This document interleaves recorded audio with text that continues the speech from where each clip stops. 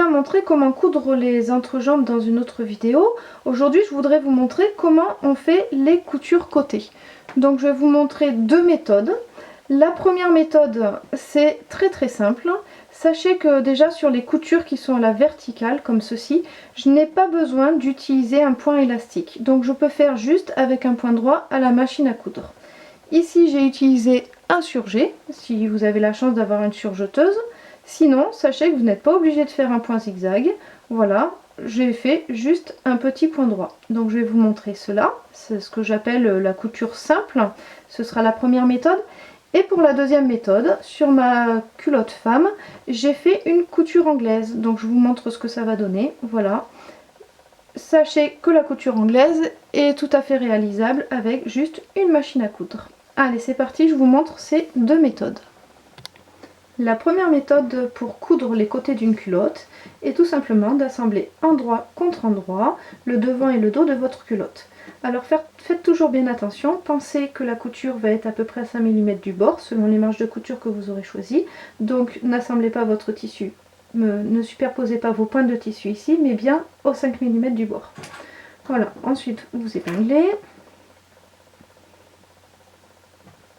Pareil de l'autre côté. Et donc tout simplement, nous allons piquer ici, soit au point droit, puisqu'on n'a pas besoin d'avoir une couture élastique, puisque la couture sera verticale par rapport à notre corps, soit à la surjeteuse, si vous avez la chance d'en avoir une. Je viens de procéder à mes deux coutures côté, j'en ai fait une à la surjeteuse et une autre au simple point droit à l'aide d'une machine à coudre. Donc c'est bien pour vous montrer que vous n'avez pas besoin d'une surjeteuse pour coudre de la lingerie. Si vous piquez à l'aide d'un simple point droit, lorsque vous poserez l'élastique de la taille et l'élastique du tour de cuisse, pensez à écarter vos marges de couture pour éviter des surépaisseurs. Si par contre vous avez fait à la surjeteuse, il faudra coucher la marge de couture vers le dos pour que ce soit moins visible. Je vais faire la couture côté de cette culotte. Mon tissu étant très fin, vous voyez, je vais pouvoir utiliser une couture anglaise. Alors l'objectif de la couture anglaise, c'est qu'il n'y ait pas de couture, de marge de couture visible. Et c'est vrai que comme elle a deux piqûres, elle est souvent plus résistante. Je vous la déconseille sur des tissus trop épais, parce que ça va donner des épaisseurs qui seront vraiment pénibles pour ensuite la pose des élastiques. Mais voilà, des petits tissus comme ça, c'est parfait. Pour les résilles, c'est super aussi parce que par transparence, c'est moche d'avoir les marges de couture apparentes. Alors, comment je fais ma couture anglaise? Vous avez l'habitude souvent de coudre endroit contre endroit, comme ici. Et bien cette fois-ci, je vais coudre envers contre envers. Je vais coudre une première fois envers contre envers. Donc vous voyez que je mets mes deux tissus envers contre envers. Je vais piquer. Ensuite, je retournerai et on piquera une deuxième fois. Donc là je vais piquer mes deux morceaux sur le côté une première fois. Je viens d'effectuer une première couture, donc j'avais oublié de préciser mais j'ai fait un point droit. Envers contre envers, je vais couper les petits fils qui dépassent. Et ensuite je vais couper ma marge de couture pour qu'elle soit la plus fine possible. Alors en général on coupe à 2-3 mm.